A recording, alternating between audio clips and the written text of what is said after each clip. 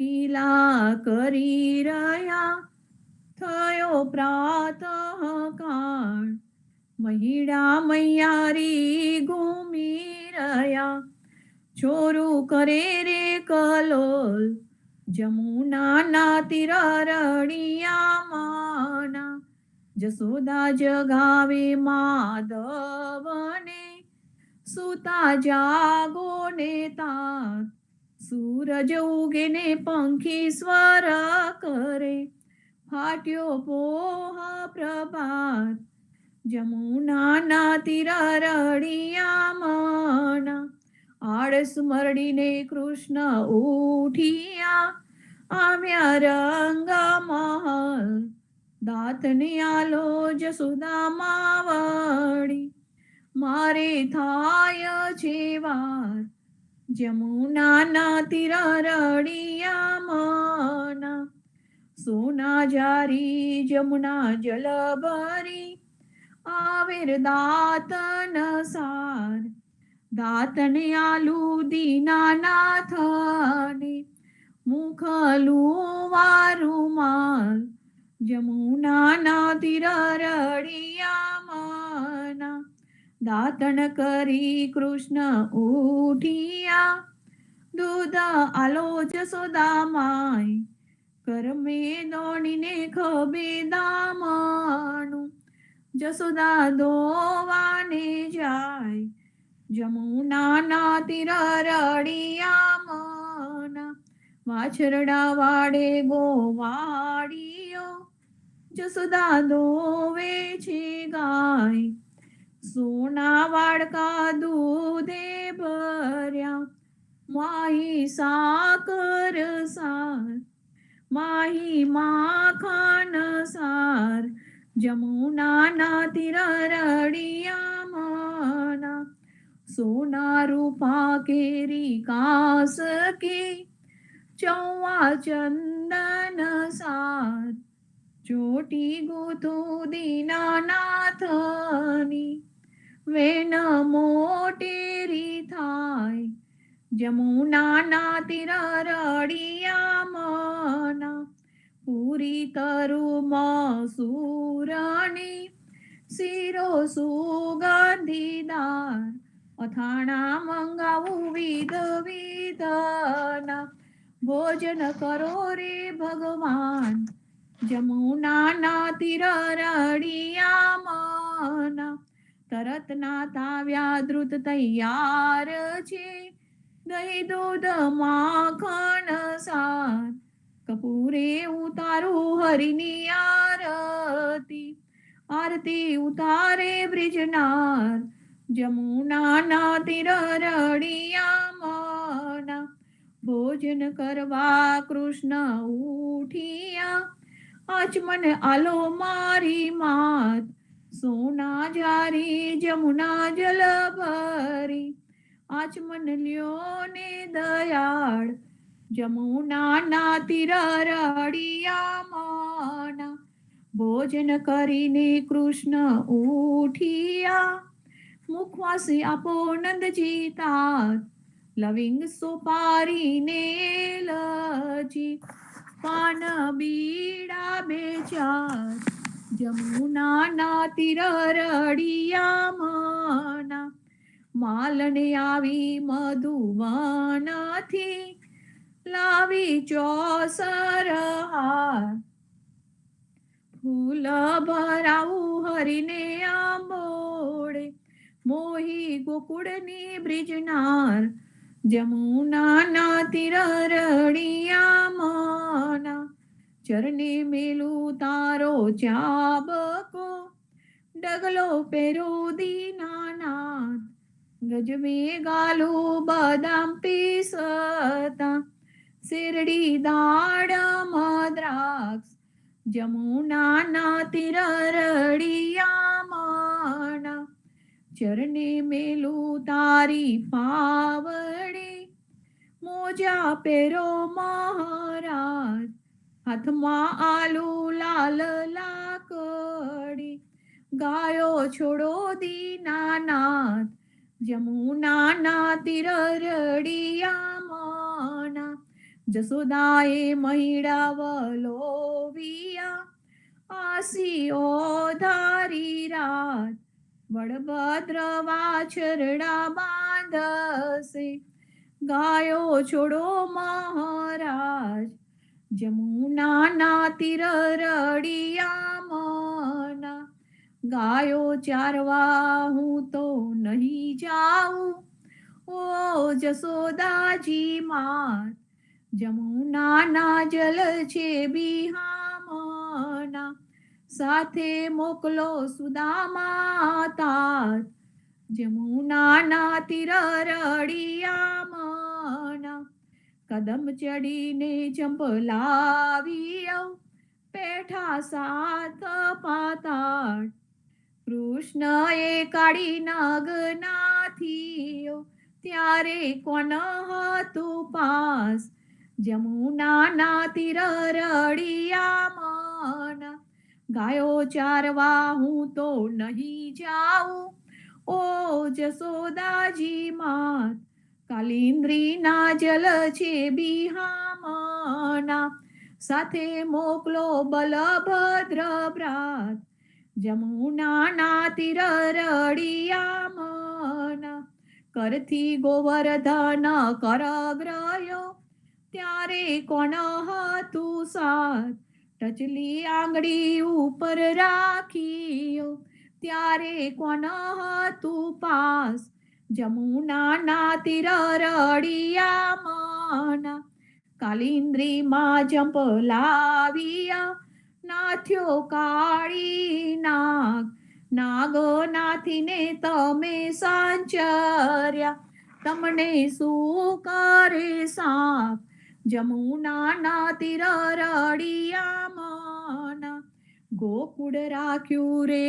લંતુ, ત્યારે કોણ હતું સાત, બ્રહ્મા વાછરડા હરી ગયા, ત્યારે કોણ હતું પાસ, જમુનાના તીર રળિયામણા, નવા નિપજાવ્યા તેટલા, કોઈએ ન જાણી વાત, બ્રહ્મા આવીને ચરણે નમ્યા, વાછરડા આલ્યા દીનાનાથ, જમુનાના તીર રળિયામણા, જમુનાને તીરે જઈ ઉભા, મુખ મુરલીની ટેક, વનમાં વગાડે રૂડી વાંસળી, ગોપી સૌ કીધો ગેત, જમુનાના તીર રળિયામણા, ગાયો ચારીને કૃષ્ણ આવ્યા, ઓ જસોદાજી માત, નંદજીને આપો વધામણી, આવ્યા હળદર ભ્રાત, જમુનાના તીર રળિયામણા, ગોકુળ લીલા જે કોઈ સાંભળે, ગાય નર ને નાર, ભવસાગર ફેરો ટળે, ગાય માધવદાસ, જમુનાના તીર રળિયામણા,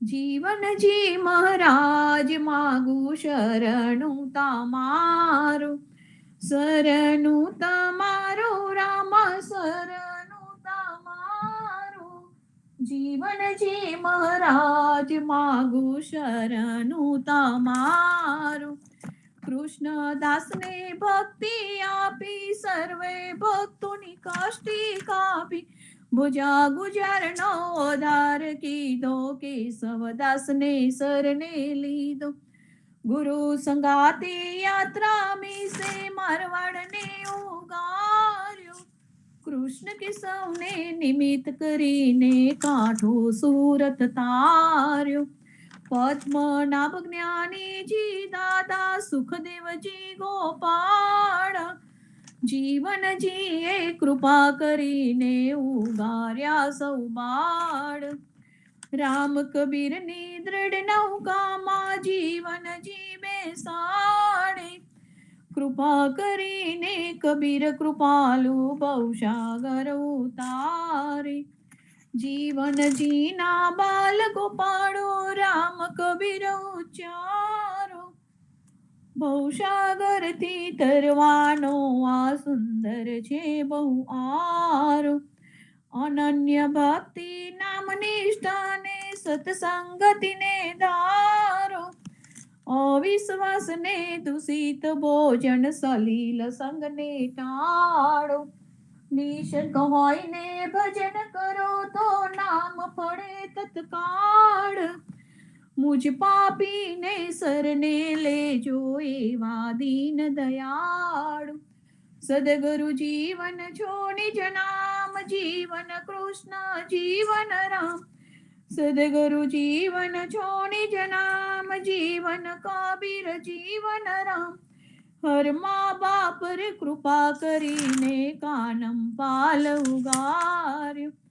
જીવનજી મહારાજ માગું શરણું તમારું.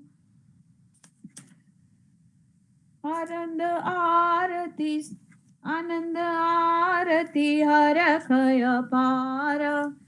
હરિજન આए मेरे प्राण आधारा. संतो दर्शन त्रण ताप निवारे. जन्म मरण भव सागर तारे. साक पाक मली भोजन पावो. संत संगत मली हरि गुण गावो. घेर घेर मंगल होत बधाई. जन जीवन ता बल बल जाए. आनंद आरती हरखय पारा. हरिजन आए मेरे प्राण आधारा. स्वामी कृपा करो अति घनी. स्वामी रे मारा स्वामी कृपा करो अति घनी. बाजो को विचार अचल भक्ति देता हेरी. जे छे मुक्ति भंडार पाए लागी करू विनंती. स्वामी कृपा करो अति घनी. स्वामी रे मारा स्वामी कृपा करो अति घनी. बाजो कुविचार अचल भक्ति देता हेरी. जे छे मुक्ति भंडार पाए लागी करू विनंती.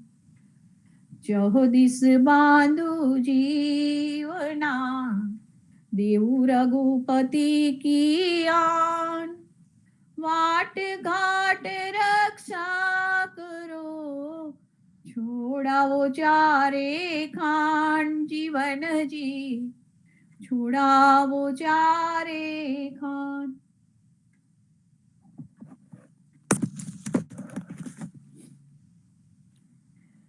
वाणी सब व्यभिचारिणी. जहाँ नहीं गुरु वचन प्रमाण. गुरुमुख वाणी जीवना सो कल्याण कल्याण. વાણી અનેક પ્રકારની હોય છે, પરંતુ બધી જ વાણી પર લક્ષ્ય દોરવાથી આપને અંતિમ ચોક્કસ નિર્ણય લઈ ન શકીએ. કારણ કે દુનિયામાં જાત જાતના મત મતાંતરો ફેલાયેલા છે. માટે જો આપનું લક્ષ્ય સ્થિર કરવું હોય તો ગુરુ દ્વારા મળેલી વાણીને ગ્રહણ કરીને ચાલવું પડે. માટે જ જીવનજી મહારાજે ઇતર વાણીને વ્યભિચારિણી કહી છે. નાના ગોપાલદાસે પ્રશ્નો પૂછીને જીવનજી પાસેથી તેમનો ઉપદેશ ગ્રહણ કર્યો છે. તે આ સાખીઓના રૂપમાં છે. જીવનજી મહારાજે ખૂબ ઊંડો અભ્યાસ કરીને ઉદા ભક્ત સમાજને પ્રેમ લક્ષણા ભક્તિનો ઉપદેશ આપ્યો છે. તેમને પ્રેમ ભક્તિ પ્રકાશ પ્રત્યે દોર્યા છે. વળી જીવનજી મહારાજે 7 સાહુકાર ચોર દેખાડ્યા છે. તેને વિચાર કરીએ તો જીવનજી મહારાજને ગાંડા ગણે તેવું દેખાય. કેમ કે આખી દુનિયા આગમનને માને, ગંગાને માને, વૈકુંઠને માને, એકાદશીને માને, 10 અવતારને માને, ઘરને માને અને સંકાદિકને માને તેવા મહાન તત્વોને જીવનજી મહારાજ સાહુકાર ચોર તરીકે ગણાવે છે. તે દલીલ તો કોઈના ગળે ઉતરે તેવી નથી, પણ તેનો વિસ્તારપૂર્વક ખુલાસો સાખી શબ્દોમાં તથા સમાગમમાં આપ્યો છે. આપણને વેદમાર્ગથી, કર્મકાંડથી, બ્રાહ્મણવાદથી, હોમ હવન, તીર્થ, વ્રત, મંત્ર આદિથી દૂર રાખીને આપણને ભય અને વહેમ રાખ્યા વગરની મુહૂર્ત વિનાની સામાજિક જીવન જીવવાની કળા બતાવી છે. તો આપને હવે એ દિયા લીજે જીવના જે દેવ લખ કોડ અન દિયા હરામ હે ન લીજે તિનકા તોડ. અહીં જીવનજી મહારાજ કહે છે, દયાળુ ભગવાને આપણને જે કંઈ આપ્યું હોય તેમાં જે લાખ હોય કે કરોડ હોય, જેટલું આપે તેટલું જ લેજો, તેનાથી જ રાજી રહેજો. પણ તેમને આપ્યું ન હોય તે લઈ લેવા જપ, તપ, વ્રતાદિ કરીને લેવું એ હક વગરનું અઘટિત છે. તેથી જ ભગવાનની સાથેનો સંબંધ છોડીને જપ, તપ, વ્રત દ્વારા કંઈ પણ વધારાનું માગીને લેશો નહીં. તેવું લેવા જતાં તમારી દુર્દશા થશે. જેમ વામન ભગવાનની જેવી થઈ હતી તેવી થશે. એટલે જ વ્યાસદાસજી કહે છે કે આશા રાખીને માગવાથી ભગવાન પણ પોતે હલકા પડી ગયા હતા. તેમને બલિરાજા પાસે વામન બનીને માગવા જવું પડ્યું હતું. તે બધા જ જાણે છે. સહજ મિલાસો દૂધ બરાબર, માગ લિયાસો પાણી, ખીંચ લિયાસો રક્ત બરાબર, ગોરખ બોલાવાની.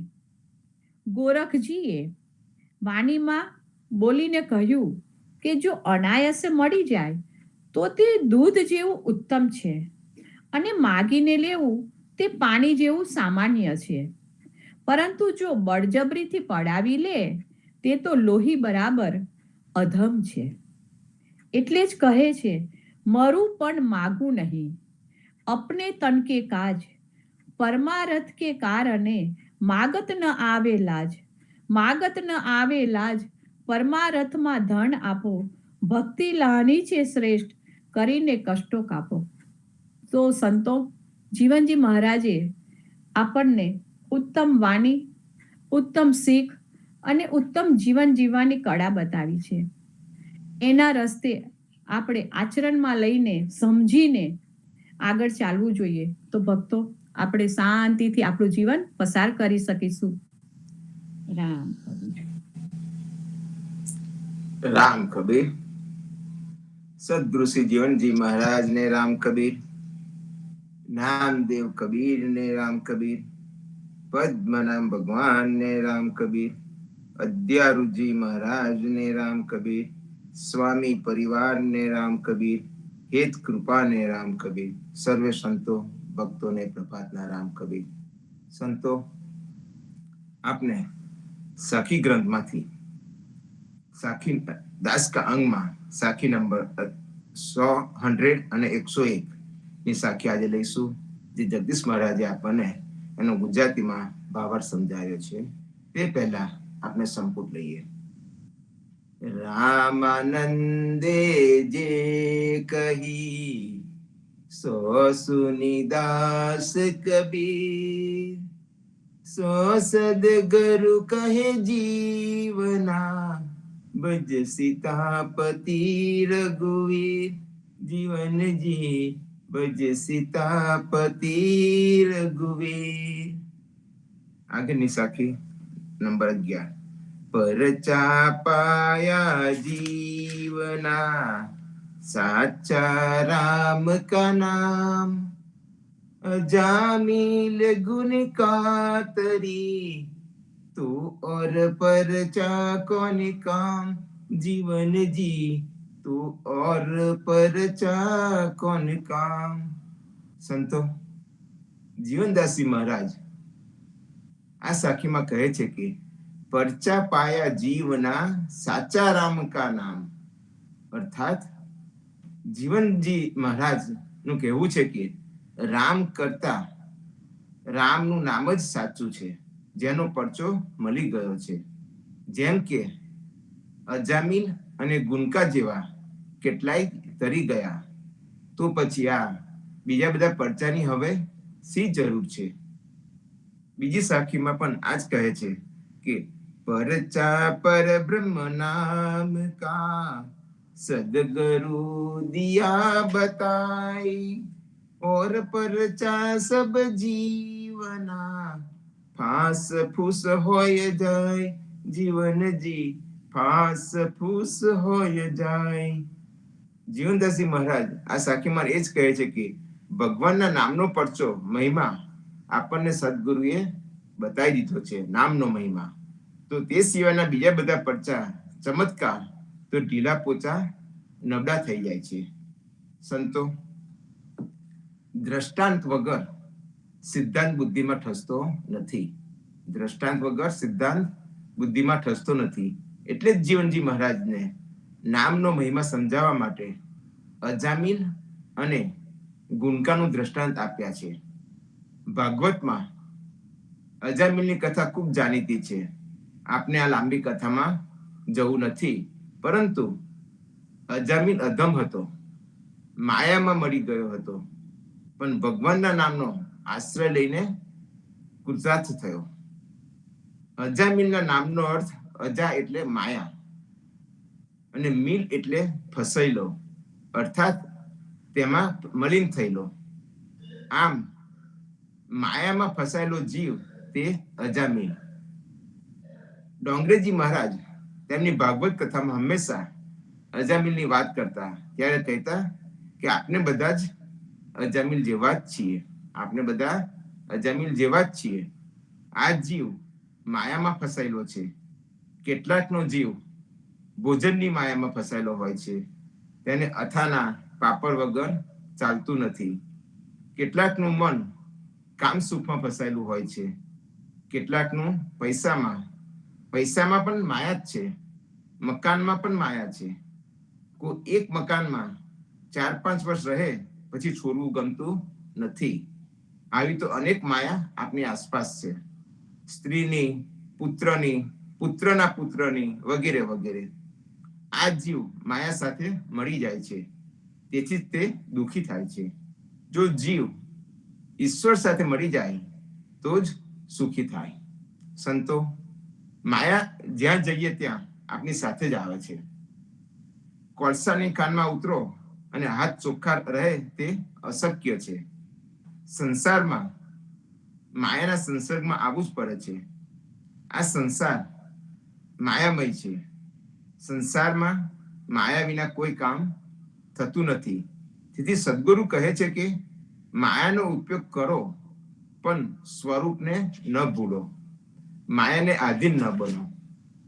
જે માયાને આધીન છે તેને માયા ત્રાસ આપે છે, પણ જે માયાનો વિવેકથી ઉપયોગ કરે છે તેને માયા મદદ પણ કરે છે. માયા એ અગ્નિ જેવી છે. અગ્નિને કોઈ હાથમાં લેતું નથી, પણ ચીપિયાથી અગ્નિને ઉપાડે છે. તેવી જ રીતે માયાને વિવેક રૂપી ચીપિયાથી પકડવાની છે, વિવેકથી જ તેનો ઉપયોગ કરવાનો છે. પાપ સૌથી પહેલું આંખથી આવે છે, તે મનને બગાડે છે. મન બગડે એટલે જીવન બગડે છે, ને પછી નામ બગડે છે. રાવણ બહુ બુદ્ધિવાન અને બળવાન હતો, પરંતુ તેની આંખ બગડેલી હતી, તેથી તેનું જીવન બગડ્યું અને નામ બગડ્યું. પતનનો પ્રારંભ આંખથી જ થાય છે અને ભક્તિની શરૂઆત પણ આંખથી જ થાય છે.